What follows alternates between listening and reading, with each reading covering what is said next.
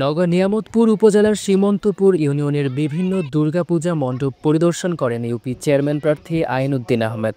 গেল বুধবার সন্ধ্যা থেকে গভীর রাত পর্যন্ত নেতাকর্মীদের সাথে নিয়ে তিনি ইউনিয়নের সকল পূজা মণ্ডপ পরিদর্শন করেন।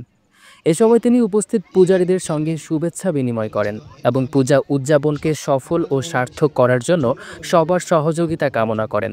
আইনউদ্দিন বলেন, দুর্গাপূজা শুধু হিন্দু সম্প্রদায়ের উৎসব নয়, এটি আমাদের সামাজিক সম্প্রীতির একটি প্রতীক।